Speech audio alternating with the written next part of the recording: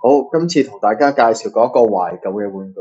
咁事關咧呢個懷舊玩具咧，就應該係我好細個嘅時候就叫有呢套卡通片咧，亦都有呢個玩具。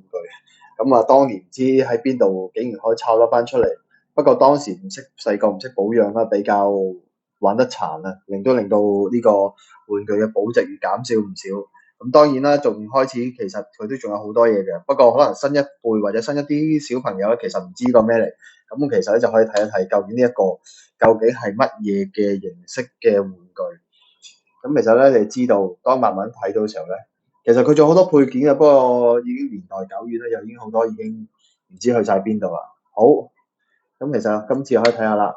其實呢一個咧就係當年一套卡通片叫做《機甲創世記》。咁個轉頭咧可能會被影翻少少補翻片卡通嘅樣俾大家睇。咁其實呢個就係一個叫《機甲創世記》嘅卡通嚟嘅。咁我已經唔係好記得個卡通講咩啦，咁咪我細個竟然難得，我都唔記得係好似係我唔知幾時送啦，邊個同家長送俾我嘅玩具嚟。咁依我所記得咧，佢仲有一個一把槍啦，同埋佢如果冇記錯嘅話咧，其實佢兩邊咧係可以安兩個飛彈發射嘅，但係我已經唔見咗啦，或者已經唔知去咗邊度啦。咁當然都比較開始保養得唔係咁好，比較殘啦。其實佢都可以開到。咁呢個係一個機甲創世記嘅卡通，佢有槍同埋飛彈嘅。咁啊，當然啦，我會俾翻啲卡通相俾大家睇下，究竟一個所謂嘅機甲創世記嘅原本係點啦。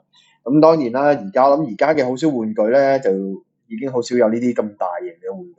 其實你見到佢啲手腳啊、關節啊，其實係比而家喐得好好多。而家好多玩具其實佢哋除咗所謂嘅骨刺之外咧，一啲玩具嘅關節咧，其實係非常之喐得少嘅。咁你見到佢嘅全身咧，其實多超過好多個關節係可以喐得嘅，例如是手啦、腳啦、頭啦，完全係可以完全轉晒出嚟。咁你見到其實係好難得嘅。當然啦，佢都好多螺絲去做啦，咁所以年代久遠我都唔太講咁多，因為冇乜我唔知有幾多人中意啦。